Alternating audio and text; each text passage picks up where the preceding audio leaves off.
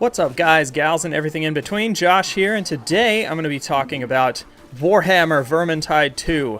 So the beta's been going on for a while, but the NDA has finally been lifted. So, if you're not familiar with what Warhammer Vermintide is, it's basically Left 4 Dead, but it's in the Warhammer universe, which signed me up immediately. For some reason, I owned the first Vermintide, and I never really played it. I think it didn't work on my previous computer, and then I never really got back to trying it. However, with the sequel coming out, I thought it was a great chance to jump in, so I've been playing a little bit of the closed beta, and can confirm, very fun game, actually. And it is pretty much Left 4 Dead, but in the Warhammer universe. I mean, it has a bit more going for it, and we'll talk about that kind of stuff in a minute, but it's very cool. It's you and 3 of your friends, basically playing character classes, or just different characters, like there's a dwarf, an elf, a human, there's a mage, all kinds of stuff. And you level each of those characters up independently of one another. So unlike Left 4 Dead, where you had different characters, but they were all basically the same, in this game, each character kind of has a specific role. They have their own abilities, their own gear. They have different skill trees, so when you level them up, they get different stat boosts and abilities. I only ended up getting the dwarf to about level 5, because that's as much as I could play over the weekend when the beta was running. But it is a lot of fun. I didn't get a chance to try the other classes, but I wanted to try and stick with this one character, try and get him, outfitted with gear, which I was able to do. I never got anything past any green gear, because I assume you're going to have to play a lot of the game to start getting the really good gear. Other than that, I also played pretty much every level that was available. There were 3. There was one where you were walking along this castle wall fighting Chaos Warriors and rats like you do in Vermintide. And then the other one took place on a farm. I wasn't actually able to beat that one. For some reason, every time we got to the farm area and the horde showed up, or like a rat ogre showed up, that was it. The teams I was with just could not handle it. They couldn't handle everything coming from all sides. Didn't matter what level we were. I don't know what's up with that one. Maybe it's just people weren't used to that one yet. And then the other one I played was the forest one where you go to the Elven Temple. And that one was really fun too. It was a lot more corridors and trees and stuff, so maybe it was a little bit more manageable, other than the open fields of the farm one, which was pretty much open fields the entire time, which meant that sometimes a whole horde could just come at you while you were distracted with something, and you wouldn't really notice. So maybe that's why people had a lot of trouble with it. Maybe they'll balance around that, or maybe they won't. Who knows? The other thing I love about the game is the dialogue, actually. I'm kind of a sucker for Tolkien and just fantasy stuff in general, and I'm also a sucker for accents. Like, one of the elves has this Scottish accent that's like, "The wee fly," and I'm just like, yes, keep talking, this is awesome.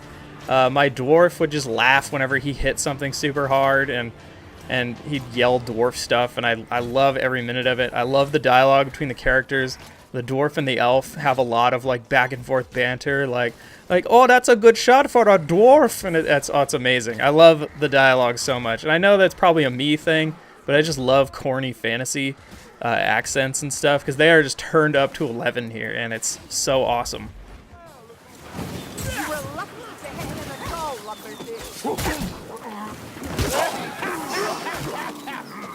A stunner warrior comes for us. Done ready. They brought up a warp fire thrower. The other thing that's unique about this game that Left 4 Dead didn't do is that it has gear and loot boxes. Now, before you get all worried and crazy, like, oh god, loot boxes, I don't actually think you're going to be able to buy the loot boxes for real money. Correct me if I'm wrong in the comments, but the only way I was able to get loot boxes was by leveling up or actually completing a mission. So when you complete a mission, based on how well you do, based on the difficulty, how many people survived, how many of these collectible tomes you found in the game, your loot box that you get at the end upgrades, and it will have better gear in it. Again, I don't know if they're actually going to be selling these for real world money. I have no idea. I would assume not, because it's very, very pay to win. But other than that, I think that the randomized loot is okay. I could see it being kind of a problem if you got to the way late game when you have really good gear and you're like, man, I just need some boots, and every single loot box you get is just not boots. That would be a little frustrating. But, you know, it remains to be seen. I will say that the level design was very cool. There wasn't anything particularly crazy or interesting about them that really tied in with the mechanics, unfortunately, which I would like to see.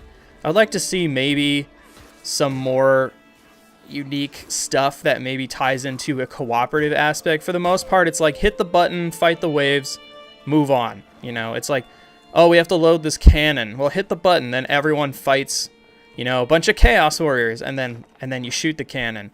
It's not really like, oh man, one person needs to load the cannon while another person goes and grabs cannonballs. Meanwhile, the other two are fighting. Like, I would love to see something like that, because it's a cooperative experience, and I want more, you know, cooperative moments. For the most part, it just seems sort of like we're all kind of there fighting and, you know, helping each other when we go down, but we're not really doing things together, if that makes sense. I would like to see more stuff like that. And then to top it off, there are special monsters, just like Left 4 Dead, that will show up, like the Rat Ogre, which is just this big, giant buff rat that will plow through you at any minute. There's also a Chaos version of it that just kind of looks like a big tentacle butt. And then, of course, they have the Left 4 Dead sort of staples. There's the Assassin, which is basically like that leaping, jumping, hooded guy in Left 4 Dead. And then there's the Machine Gunner, which is sort of like the Spitter. And then there's some other ones. There's even a one from Left 4 Dead that had the big tongue. I can't remember its name, and it would grab you. There's basically one of those in this game. It's just a big rat with a stick, and he pokes you and starts dragging you away, and your friends have to come help you. I mean, I get it, because in a way, Valve kind of tackled almost everything we could have seen. I think that they actually do a really good job in Vermintide of coming up with a couple of unique ones. Like, for instance, there's this fat Chaos Warrior mage who can summon these green fire tornadoes that will suck your entire party up if you're not careful and just fling you around the map, and you have to find him and kill him so the tornado stops. That's cool. That's unique. I'd like to see if they add more of those, because they're cool, and I think they're really cool, but some of them do directly draw their design from Left 4 Dead, and that's maybe a little disappointing, even though I get it, you know? Down the road, I would be interested to see if they add more characters. There's already about 5 characters that you can play, but I'd be interested to see if there's DLC characters, or if they just do an event and you can unlock new characters, or they just kind of add them to the game as time goes on. That would be pretty cool. I'm always down for more characters, and of course for high-level players who may have maxed out all their characters, it's something new to do. It's a reason to go play old content again, and it seems pretty cool. Another thing that was unclear is how hard it actually gets. In the beta, you could up the difficulty, but I never did. I was still playing on normal because, again, I was only able to beat 2 of the 3 maps on normal with a level 5 dwarf and some gear. So right now, it's a little unclear to me, and maybe there's a Vermintide expert in the comments who can let me know. I'm not really clear how hard it gets, or if the challenge can be overcome by coordinating correctly. It remains to be seen. I'm going to say yes, but I actually don't know for sure. The game just kind of felt like the level of hard that Left 4 Dead kind of felt, except mostly melee weapons.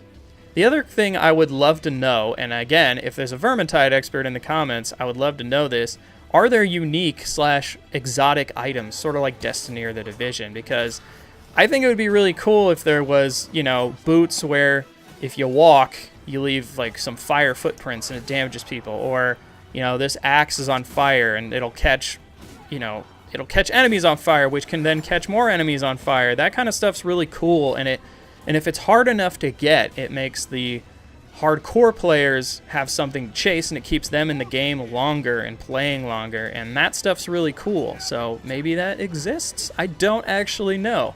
But again, if there's a Vermintide expert in the comments, they can let me know.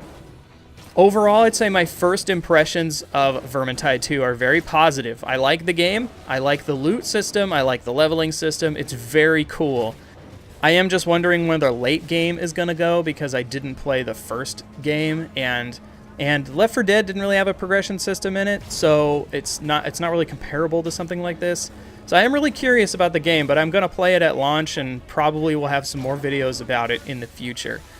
Anyways, everybody, that's it for this video. If you like this, go ahead and check out the Fortnite video I did last week about all of the changes coming to Fortnite very soon, as well as how you can hold the salt when playing games and control your anger. Bye, everyone. Love you.